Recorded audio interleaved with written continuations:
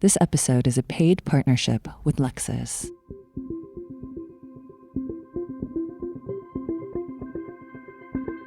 For what I do, I love that I kind of dance within the phenomena of things expiring or coming to life or coming back to life.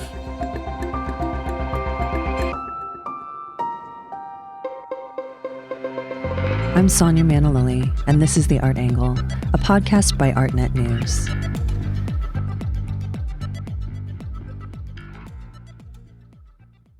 Land art, the movement which emerged in the 1960s and 70s, with artists such as Robert Smithson, Nancy Holt, and Michael Heizer erecting monumental works in far-flung destinations, is widely regarded for its engagement with the environment and its elements.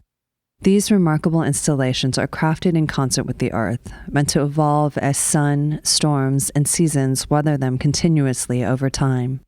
But what if you homed in on the core of this concept, creating sweeping land artworks in ways and places where they would be truly temporary, imprints made for a moment before disappearing back into the earth?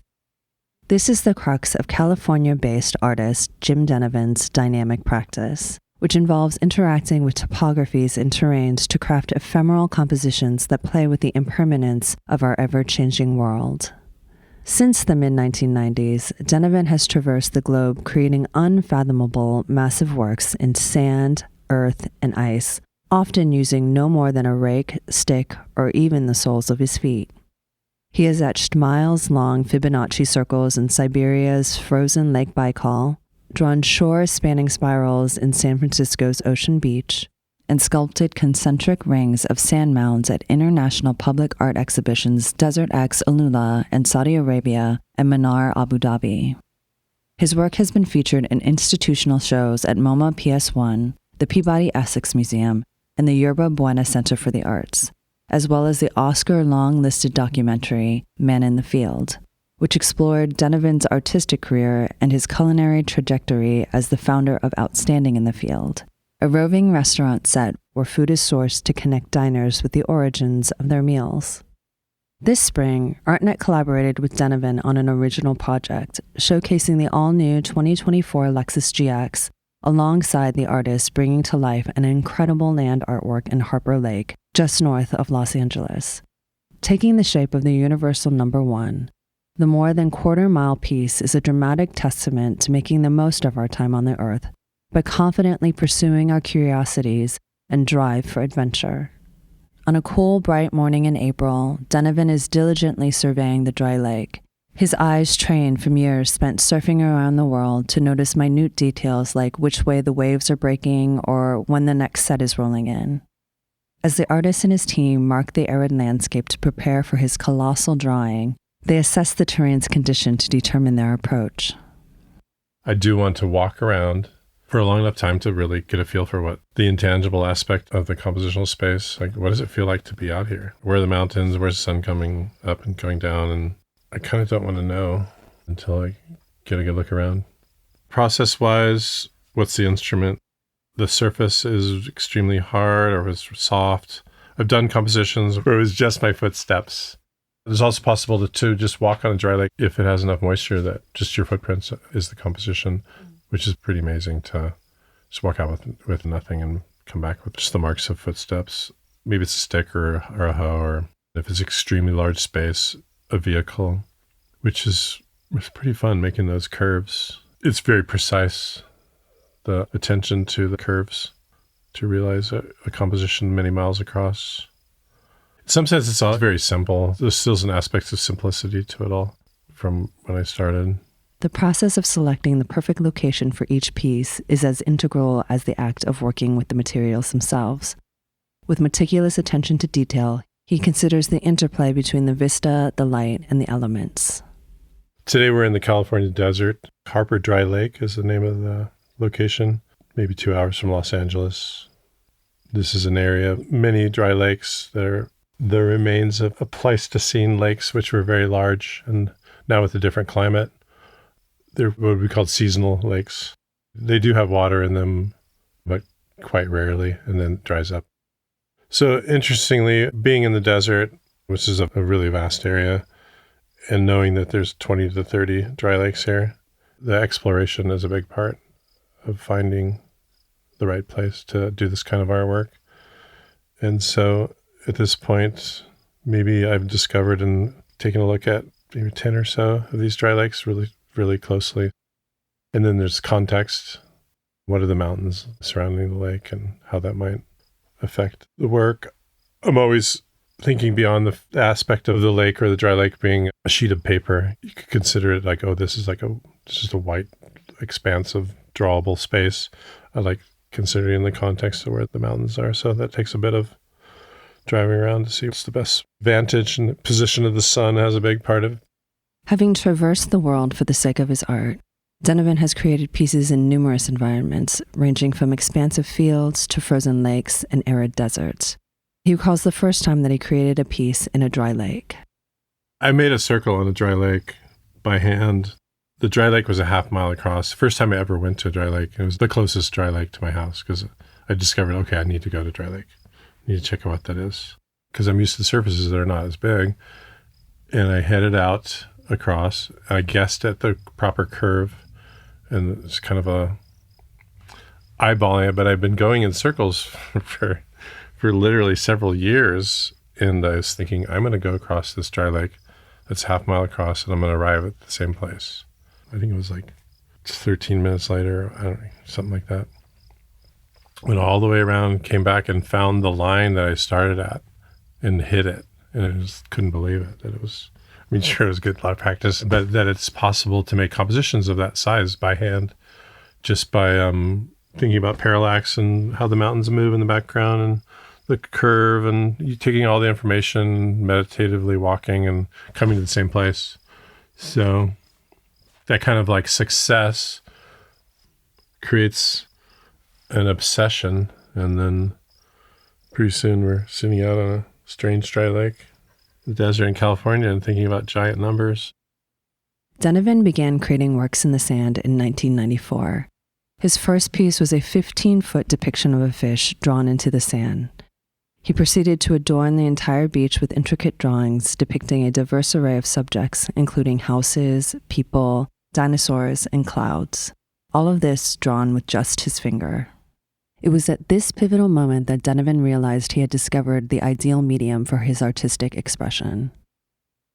And the first time I did it, I covered the whole beach, and I was thinking, well, this is a medium that's like, there's a few historically, like Jean Miro, the artist, and there's a few artists that went out with a stick and drew in the sand. But as a practice, you know, like Jan Dibbett's another person that did something, I think it was done with a machine, like, or Richard Longston.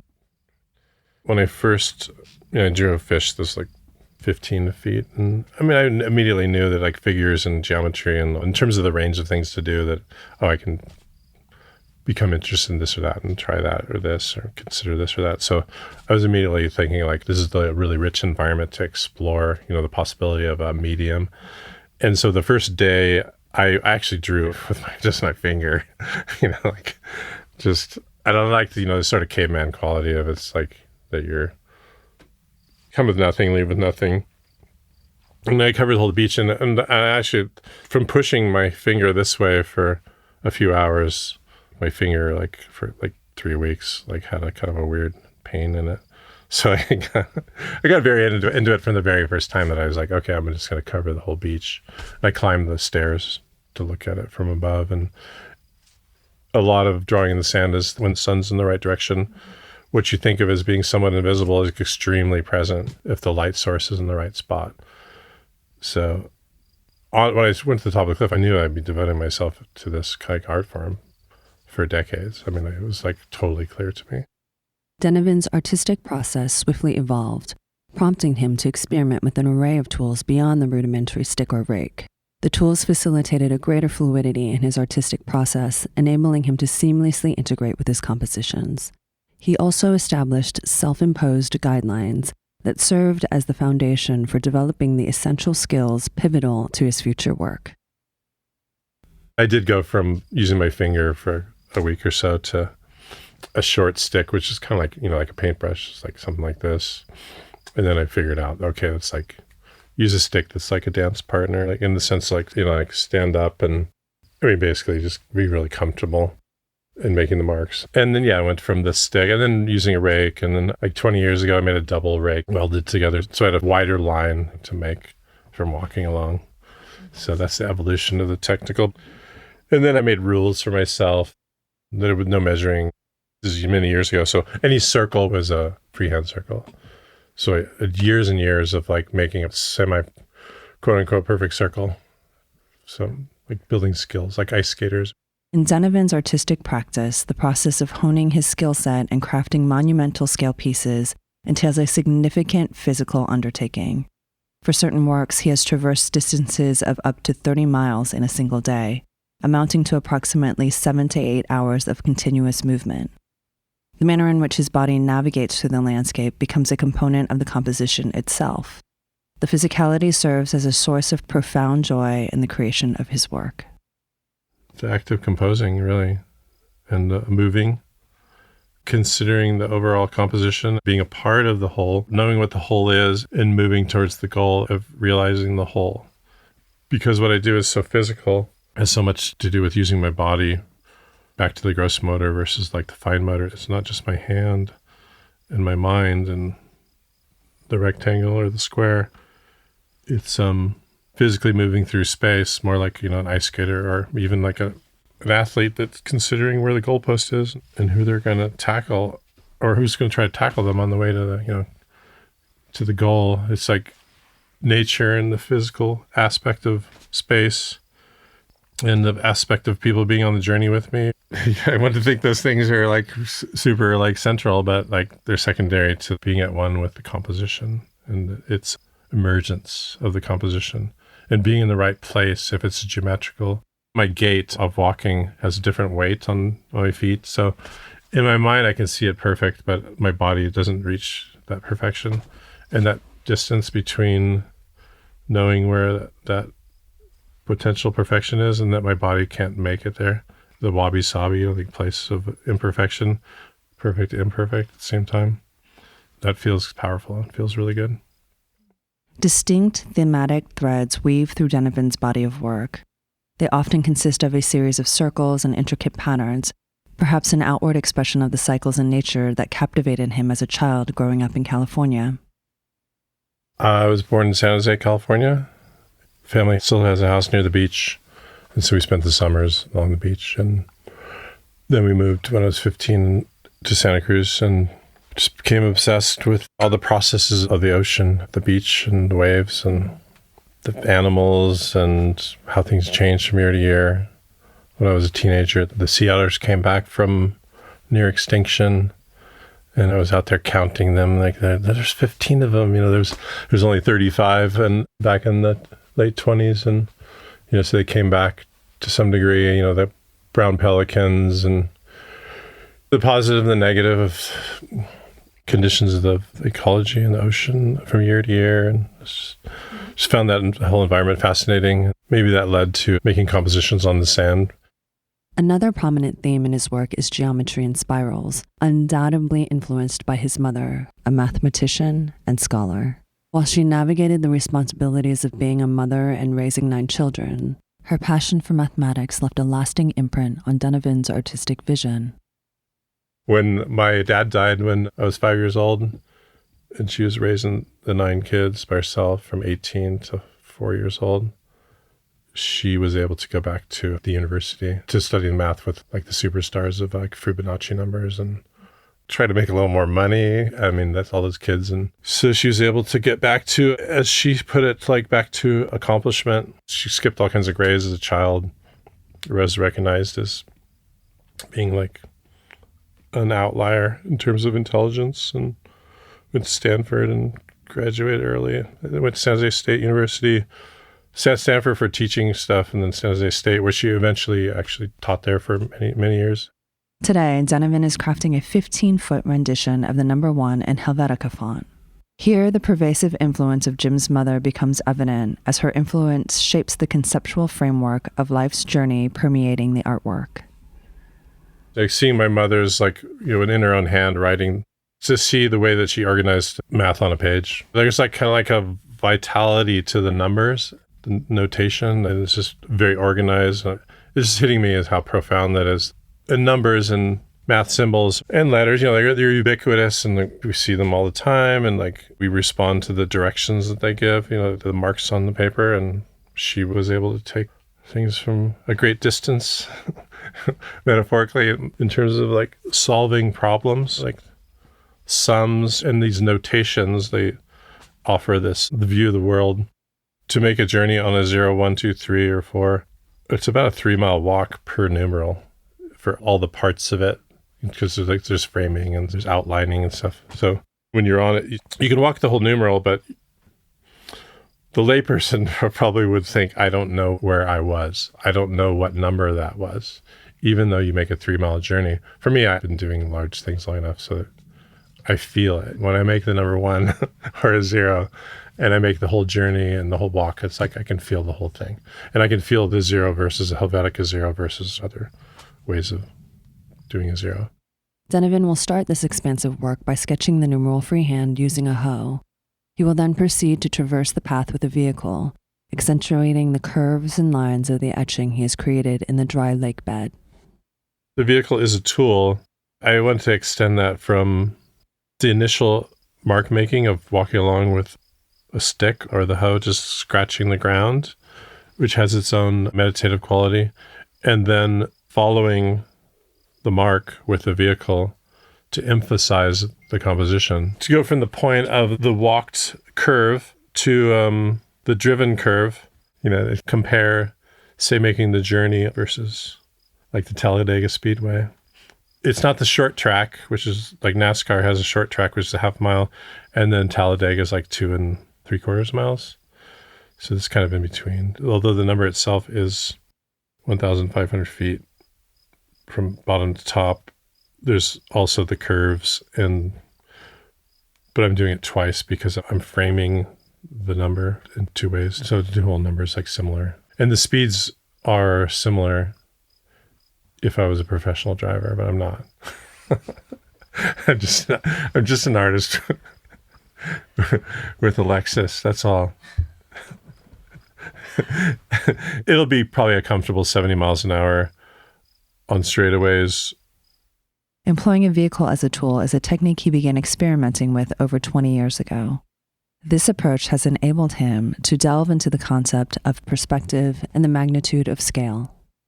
So I was out in Burning Man in the late 90s, and I made a big drawing that, with my bottom of my foot. Pretty soon after that, I discovered, using the Google Earth History slider, that people drive across the Black Rock Playa, which is a dry lake area, and even the world speed record is from that spot. So you could see that people were going to the hot springs. They were going to explore the mountains using the area of transportation or camping, and it would lead for really strong marks that would completely disappear because there'd be a new photo, and here's this. It looked pretty interesting, just all the people going to where they're going, or maybe they're having fun and they're making some turns and enjoying driving. And I was like, oh, okay, well, here's a big impermanent surface, so I can make something really large. And the first one was done all by freehand, 2.5 miles across in 2009. There's not as much use of a vehicle. I actually had the bus out there and used that to emphasize the lines. The next year I came back in 2010 and I made what's called Apollonian gasket. It's a type of fractal. And that was done using my truck, along with mapping out this Apollonian gasket, which is within a 9-mile circumference circle. And later, my son was out there. We made a 14-mile circumference circle, which he was driving 100 miles an hour. At 100 miles an hour in a perfect circle, you wouldn't want to go 110 miles an hour. You can sort of feel like, okay, this is good. Yeah.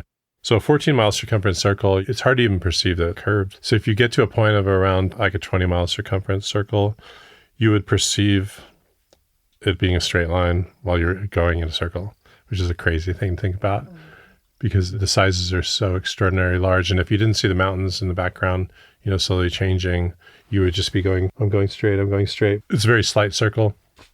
And this relates to my artwork really strongly.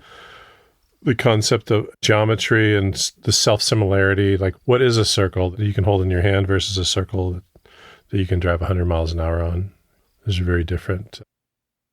Land art carries with it a sense of impermanence, where each piece is destined to fade away with time. For Denevan, this impermanence holds a positive significance, resonating perhaps with the ebb and flow of the changing tides and the cycles of nature he observed during his childhood on the beaches of Santa Monica. Denevan views this as nature continually presenting him with a blank canvas.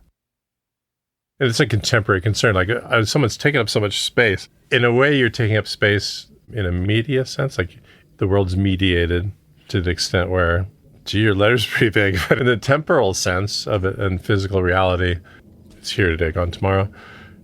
And some of the ways that that has conversation with the general world is that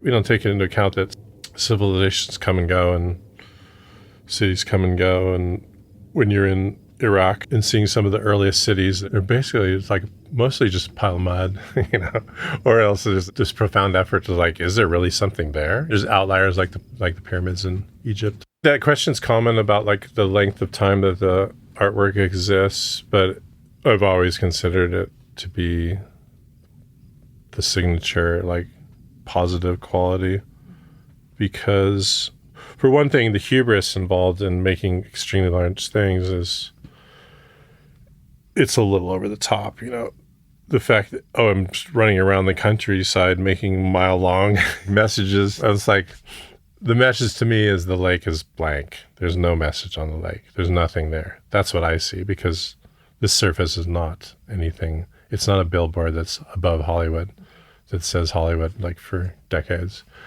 It's like nobody's there to repair the different letters on the dry lake. So, it just softened the hubris of like making big stuff. Denevan sees the inevitable erosion of his work over time as a poignant metaphor for the enduring resilience of life itself. It reminds us that life will continuously present us with diverse challenges, and change is an intrinsic part of the human experience. Yet amidst this perpetual flux, each moment offers the possibility of something new and transformative. We persist in living. We move from place to place and converse and culturally engage, wake up in the morning, we're refreshed, recharged, and we overdo it at a party, and but we persist. And in a sense, looking at the previous artworks, so the artworks that involve recognizing the day has passed, or taking a picture every day for 10 years and seeing someone age and all those kinds of things. Yes, maybe it is like a grand sort of like persistence in an environment where everything disappears. Odd thing to say is that my artwork has disappeared in the physical, visible sense. Even the recent Abu Dhabi project is no longer there. The project I did in Saudi Arabia 3 years ago, it exists, but it's beautifully eroded. And you could not say that what you saw this year was the same as 2 years ago, because it's very strongly recognizably affected by time. So I think that's really, for what I do, I love that kind of dance within the phenomena of things expiring or coming to life or coming back to life. There's a lot of flowers around the desert because it was a lot of rain last 2 years, more so than I've ever seen. So you can say that this year it's not raining or whatever, people get really obsessed with shorter time spans having to do with human needs and desires, and geologic phenomena is it really doesn't care about all those kind of there's constant changes. And 15,000 years ago was the Pleistocene, and all these dry lakes were full of water, and climate's changing from human influence. It's simultaneously true and simultaneous that human beings will persist. Bad decisions, good days, bad days. That's it for this week's episode. If you like what you heard, you can subscribe to the show on Apple Podcasts, Spotify, or wherever else you get your podcasts. Also, take a moment to rate and review us. It will help other listeners discover what we're doing. The Art Angle is produced by Sonia Manalili and Caroline Goldstein. Thanks for listening, and see you next week.